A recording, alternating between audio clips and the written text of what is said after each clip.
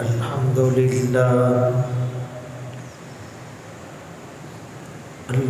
لله وكفى والصلاة والسلام على من لا نبي بعده أما بعد فأعوذ بالله من الشيطان الرجيم بسم الله الرحمن الرحيم يرفع الله الذين آمنوا منكم والذين أوتوا العلم درجات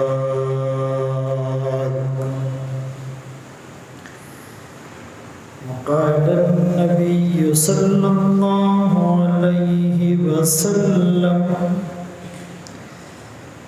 العلماء ورثة الأنبياء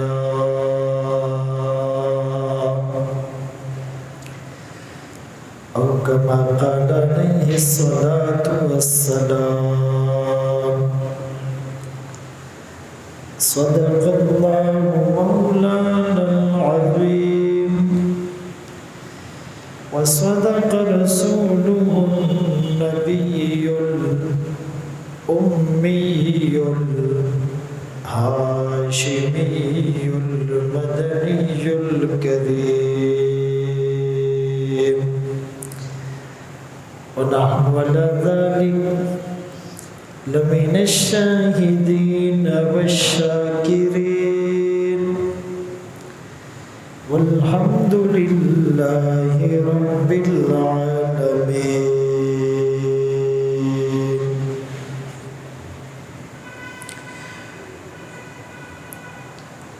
نہ دنیا سے نہ دولت سے نہ گھر آباد کرنے سے تسلی دل کو ہوتی ہے خدا کو یاد کرنے سے. محمد کی غلامی دین حق کی شرط اول ہے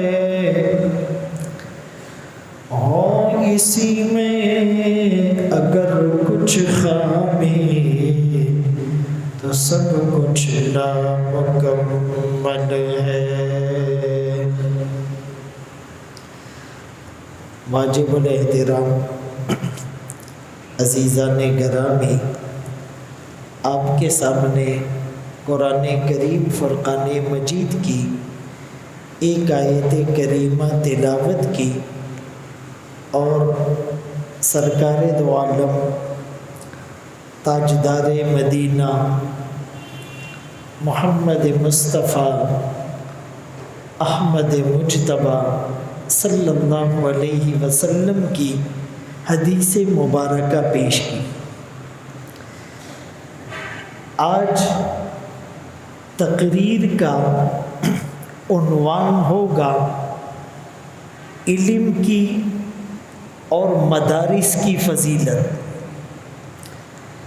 اس موضوع پر بات کرنے کی وجہ یہ ہے کہ ایک تو کہیں نہ کہیں کسی نہ کسی طریقے سے مدارس اور اہل مدارس کے خلاف منفی پروپیگنڈا ہوتا رہتا ہے، اور دوسری وجہ یہ ہے کہ پوری دنیا میں جتنے بھی دینی مدارس ہیں اس کے تعلیمی سال کا آغاز شوال سے ہوتا ہے. تو اس مہینے میں تمام مدارس میں تعلیمی سلسلے اور داخلے شروع ہوتے ہیں. اسی لیے بھی اس موضوع پر کچھ گزارشات کرنا چاہوں گا. قرآن کی اس آیت میں اللہ کریم فرماتے ہیں کہ اللہ بلند درجات عطا کرتا ہے جو تم میں سے ایمان لے آئے اور جنہیں علم بھی دیا جائے۔ اور حدیث پاک میں رسول اللہ صلی اللہ علیہ وسلم نے فرمایا العلماء ورثۃ الانبیاء، کہ علماء نبیوں کے وارث ہیں۔ اور ایک حدیث مبارکہ میں یوں فرمایا من خرج فی طلب العلم، جو علم حاصل کرنے کے لیے گھر سے نکلا، فہو فی سبیل اللہ، وہ اللہ کے راستے میں ہے، حتی یرجع، یہاں تک کہ وہ گھر نہ لوٹ آئے۔ تو گویا کہ علم دین حاصل کرنے کے لیے جتنے بھی لوگ گھروں سے نکلتے ہیں، مدارس کا رخ کرتے ہیں، انہیں 8 سال لگتے ہیں، 10 سال لگتے ہیں، 12 سال لگتے ہیں، وہ اللہ کے راستے میں ہوتے ہیں۔ یہ میں کوئی منطقی اور لوجیکل بات نہیں کر رہا، رسول اللہ صلی اللہ علیہ وسلم صراحت اور وضاحت فرما رہے ہیں۔ تو ہر طالب علم اللہ کے راستے میں ہے۔ اب بنیادی بات یہ ہے کہ پروپیگنڈا مدارس کے خلاف کیوں ہوتا ہے، یہ بھی ایک سوال ہے۔ بھائی جس کو جس چیز سے نقصان پہنچ رہا ہو وہ اسی کے خلاف اٹھتا ہے، تحریک چلاتا ہے۔ اگر مجھے کسی سے کوئی تکلیف نہیں پہنچ رہی تو میں اس سے حسد کیوں کروں گا، میں اس کے خلاف کیوں کھڑا ہوں گا؟ تو پوری دنیا کا، یورپ کا، مغرب کا، اغیار کا، سیکولر لوبی کا، یہودیت کا، عیسائیت کا، قادیانیت کا، ہندوازم کا، بدھ مت، آتش پرست، جتنا بھی کفر ہے، الکفر ملت واحدہ، سب کا جتنا زور مدارس کے خلاف ہے۔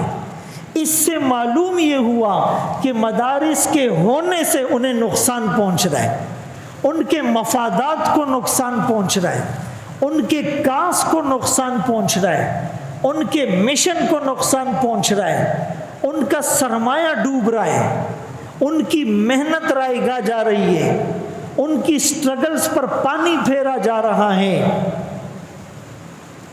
بعض لوگ کہتے ہیں مدارس کا کیا فائدہ ہے، مدارس کیا کر رہے ہیں، مدارس معاشرے کے اوپر بوجھ ہے، مدارس معاشی ترقی کی راہ میں رکاوٹ ہے۔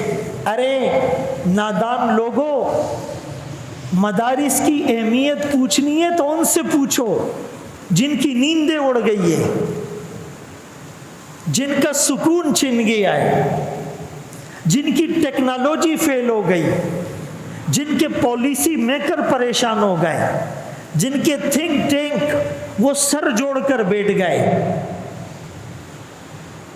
تو اسی لیے یہ پروپیگنڈا مدارس کے خلاف اس لیے ہوتا ہے کہ مدرسہ اپنی بنیادوں پر کھڑا ہے۔ اب مدارس کے خلاف پروپیگنڈا کیا ہوتا ہے کہ جی مدارس غیر ضروری ہے، بس تھوڑی بہت عربی سیکھ لینا کافی ہے، عربی دان ہو جانا کافی ہے۔ ایک پروپیگنڈا تو یہ، اسی لیے عربی کی 2-4 کتابیں پڑھ کر لوگ اسکالر بھی بن گئے، لوگ ٹاک شوز بھی کر رہے ہیں، لوگ دینی پروگرامات بھی کر رہے ہیں۔ اور ایک یہ بھی نظریہ ہے کہ تھوڑی سی تبلیغی سرگرمی کافی ہے، مدارس اور مدارس میں پڑھنا ضروری نہیں ہے۔ اسی لیے یہ بات یاد رکھیں کہ تبلیغ مفید ہے، خانقاہوں کا نظام مفید ہے، اصلاحی تحریکوں کا نظام مفید ہے، دینی کتابوں کا پڑھ لینا مفید ہے، سوشل میڈیا پر اسکالرس کو سن لینا مفید ہے، ویب سائٹ پر کتابیں پڑھ لینا مفید ہے، لیکن اس کے علاوہ مدارس کا ایک الگ نظام، ایک نیٹ ورک ضروری ہے، ورنہ ہماری اساس، ہماری بنیاد، ہمارے عقائد، ہمارا رسوخ فی العلم ڈسٹرب ہو جائے گا۔ اس کی مثال یوں ہے کہ جیسے ایک سورج ہے اور ایک اس کے ساتھ چاند ہے، پھر ستارے ہیں، پھر سیارے ہیں۔ اب چاند بھی چاندنی پھیلا رہا ہے، ستارے بھی اپنے جھرمٹ سے روشنی پھیلا رہے ہیں، سیارے بھی حرکت کر رہے ہیں، لیکن چاند کی چاندنی، ستاروں کا جھرمٹ اور سیاروں اور کہکشاؤں کا چلنا یہ سورج کی روشنی کے ڈیپینڈ اور اس کے تابع ہے۔ اگر سورج نہیں ہوگا تو یہ باقی چیزیں وہ کام نہیں کر سکے گی۔ سارے ستارے اور چاند مل کر سورج کی طرح اجالا کر سکتے؟ اسی لیے مدارس کی مثال سورج کی طرح ہے۔ یہ جتنی بھی تحریکیں چلتی ہے مدارس کی برکت ہے۔ آج پوری دنیا میں کروڑوں لوگوں کی زندگیاں تبدیل ہوئی تبلیغ کی برکت سے۔ دنیا کے چپے چپے میں اسلام پہنچا تبلیغ کی برکت سے، لیکن اس کے پیچھے محنت مدارس کی ہے۔ مولانا الیاس رحمۃ اللہ علیہ اسی مدارس کے پڑھے ہوئے تھے۔ ختم نبوت کا ڈنکا چہار دانگے عالم میں بج رہا ہے، قادیانیت کا تعاقب ہو رہا ہے، لیکن اس کے پیچھے محنت مدارس کی ہے۔ پوری دنیا میں جہاد کی برکات کو دنیا نے دیکھا۔ ہمارے پڑوسی ملک افغانستان میں جہاد کی ثمرات کو لوگوں نے آنکھوں سے دیکھا، لیکن پیچھے محنت مدارس کی تھی۔ روس ٹکڑے ٹکڑے ہوا، اس کے پیچھے محنت مدارس کی تھی۔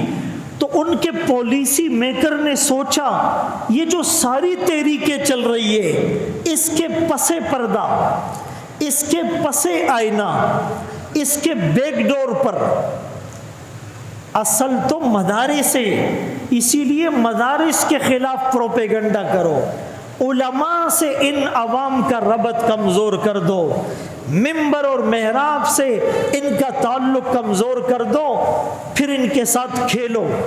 جب تک یہ علماء کی صحبت میں بیٹھیں گے، علماء کے قدموں میں بیٹھیں گے، علماء سے ان ٹچ رہیں گے، خدا کی قسم تمہارے بڑے بڑے فلسفر آ جائے، ایک مسلمان کے عقیدے کی دیوار میں دراڑ نہیں پڑ سکتی۔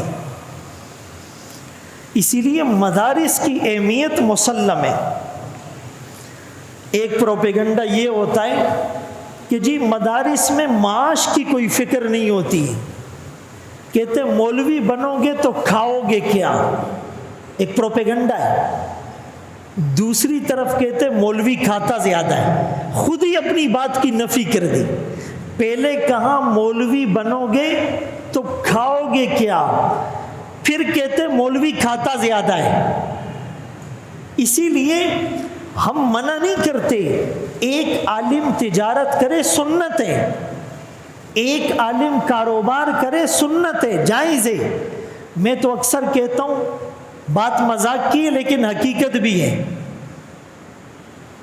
لوگ کہتے نا یار یہ مولوی بھی کاروبار میں لگ گئے، تاسو والا دور غٹ تنخواہ ورکوی غٹ دا کاروبار سے ضرورت ہے۔ بھائی مولویوں کو مسجدوں میں 15,000 20,000 روپے ملتے ہیں، وہ کیوں کاروبار کرتا ہے؟ 15-20 ہزار تو عیاشی کرو تب بھی ختم نہیں ہوتے۔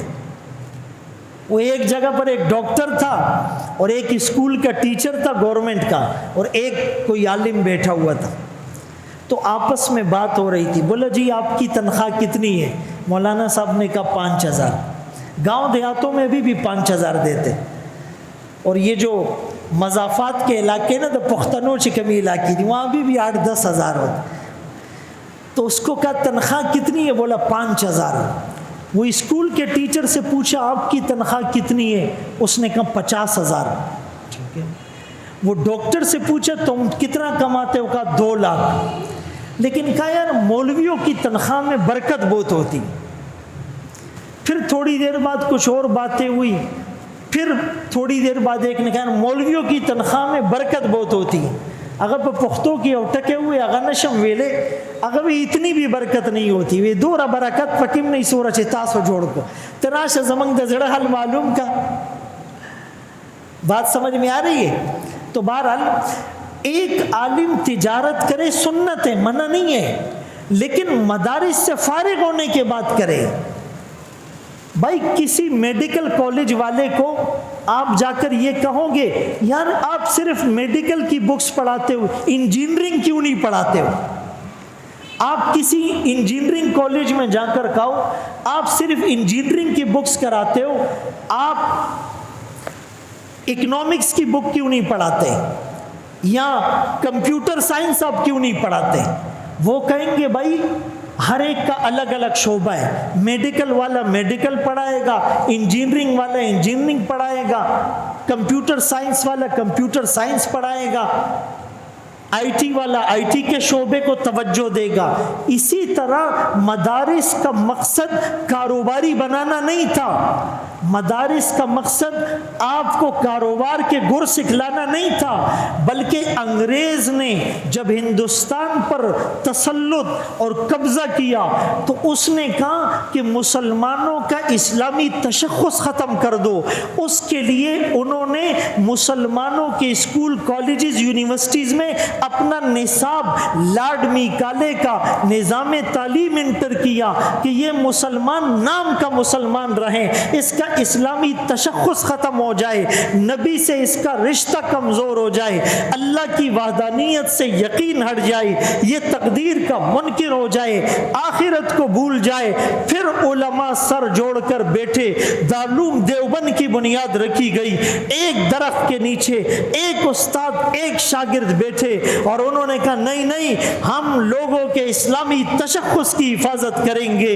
ایک انسان کو جسمانی بقا کے لیے خوراک کی ضرورت ہے، پوشاک اور لباس کی ضرورت ہے، لیکن اس سے زیادہ ایک مسلمان کو اپنے ایمان کی اور اپنے عقیدے کی اور اپنے اسلامی تشخص کی حفاظت کی ضرورت ہے.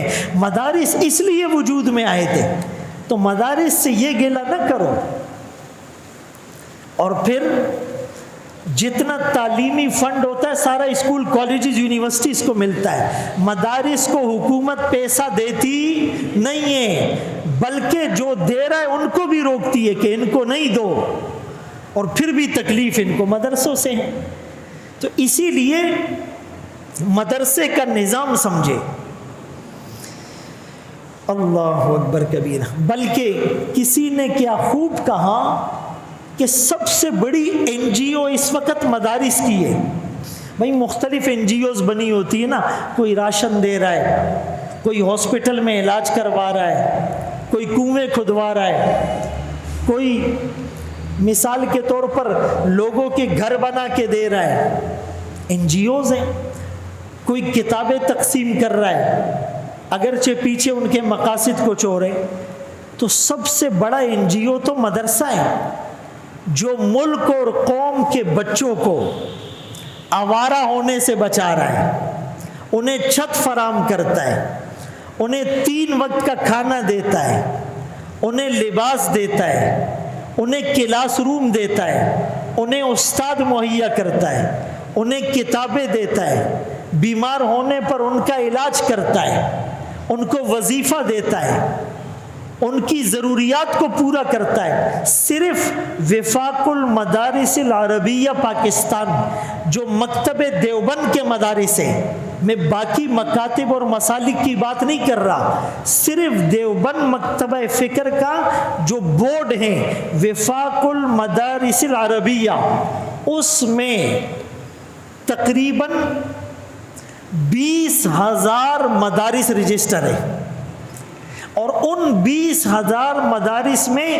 30 لاکھ طلباء پڑھ رہے ہیں. 30 لاکھ آپ کے بچوں کو، آپ کی بچیوں کو کھانا کھلا رہے ہیں، لباس دے رہے ہیں، علاج کر رہے ہیں، رہائش دے رہے ہیں، کتابیں دے رہے ہیں، تعلیم دے رہے ہیں، اخلاقیات سکھا رہے ہیں، اور سب سے بڑھ کر ان کے عقیدے کی حفاظت کر رہے ہیں، موحد بنا رہے ہیں، شرک اور بدعت سے بچا رہے ہیں، قرآن پڑھا رہے ہیں، حدیث پڑھا رہے ہیں، آقا کی مبارک اور مسنون دعائیں سکھا رہے ہیں، آپ مجھے بتاؤ کوئی ایسی NGO جو 30 لاکھ بچوں کو یہ ساری سہولیات فراہم کر رہی ہو، وہ بھی حکومت کی امداد کے بغیر؟ اور یہ تو اس وقت کا فیگر میں آپ کو بتا رہا ہوں، جو غیر وفاقی ہیں اس تعداد کو ملاؤ تو شاید 50 لاکھ ہو جائے۔ یہ تو میں ریسنٹلی بات بتا رہا ہوں، اب تک جو پڑھ کر فارغ ہو چکے ان کو ملاؤ تو کروڑوں لوگ ہیں۔ کہتے جی مدارس معاشرے پر بوجھ ہے، اللہ اکبر کبیرہ۔ تو اس مدرسے کی مثال اس کسان کی طرح ہے۔ کسان کیا کرتا ہے؟ پہلے زمین میں ہل چلاتا ہے، اس کو ہموار کرتا ہے، پھر اس میں بیج ڈالتا ہے، پھر بارش یا نہری پانی کے ذریعے سے آبپاشی کا سسٹم بناتا ہے، پھر اس کے بعد وہ فصل اگاتا ہے، پھر اس کے بعد اس کی کٹائی ہوتی ہے، پھر پکنے تک اس کی حفاظت کرتا ہے، پھر اس کا تریشر اور اس کی دانوں کو پیسا جاتا ہے، پھر اس کو مارکیٹ تک اور مارکیٹ سے دکانوں تک پہنچایا جاتا ہے۔ تو یہ سارا جو کام ہو رہا ہے، آپ کو پکی پکائی روٹی مل جاتی ہے، پیچھے محنت اس کسان کی ہے۔ آج آپ پیدا ہوئے مسلمان کے گھر میں، محنت علماء کی ہے، پیدا ہونے کے بعد آپ کے اس کان میں اذان ہوئی، پیچھے محنت علماء کی ہے، اس کان میں اقامت ہوئی، پیچھے محنت علماء کی ہے، پھر آپ کو کلمے کی لوریاں سنائی گئی، پیچھے محنت علماء کی ہے، پھر جب بولنا شروع کیا تو آپ کی زبان پہ کلمہ جاری ہوا، پیچھے محنت علماء کی ہے، پھر آپ کا اسلامی صحابیوں والا نام رکھا گیا، پیچھے محنت علماء کی ہے، پھر آپ کو بڑی بڑی مسجدیں ملی، محنت علماء کی ہیں، پھر آپ کو مدرسے ملے، محنت علماء کی ہیں، پھر شادی کے لیے نکاح کا انتظام ہوا، محنت علماء کی ہیں، پھر جنازہ ہوا، پڑھانے والا پیچھے محنت علماء کی ہیں، آپ کو کوئی مسئلہ درکار ہے، فتویٰ دینے والا مفتی پیچھے محنت علماء کی ہے، کوئی قادیانی اٹھتا ہے اس کے خلاف سد سکندری بنتا ہے، پیچھے محنت علماء کی ہے، جہاد کا شعلہ آپ میں زندہ رہے، پیچھے محنت علماء کی ہے، صحابہ کے خلاف کوئی ہرزہ سرائی کرتا ہے، آپ کی غیرت کو جگاتے ہیں، پیچھے محنت علماء کی ہے۔ میرے محترم دوستو، ان علماء کی محنت کے بغیر ہمیں یہ سہولیات نہیں مل سکتی تھی۔ یہ جو دنیاوی تعلیم ہے، میں اس کی افادیت کا منکر نہیں ہوں، میں کہتا ہوں شوق سے کالج میں پڑھو، پارک میں کھیلو، جائز ہیں ہواؤں میں اڑو، چرخ پہ جھولو، پر ایک سخن بندہ عاجز کا رہے یاد اللہ کو اور اپنی حقیقت کو نہ بھولو۔ ایک معاشرے کو ڈاکٹرز کی ضرورت ہے، ڈاکٹر ہونے چاہیے، علاج کون کرے گا؟ انجینئرز کی ضرورت ہے، انجینئر ہونے چاہیے، پل اور سڑکیں کون بنائے گا؟ گھر کون بنائے گا؟ سائنٹسٹ ہونے چاہیے، سائنسدان ہیں تو اسی لیے وہ اسلحہ بناتے ہیں، ایٹم بم بناتے ہیں، میزائل بناتے ہیں، ایک اسلامی اسٹیٹ کی حفاظت ہوتی ہے، ہونا چاہیے۔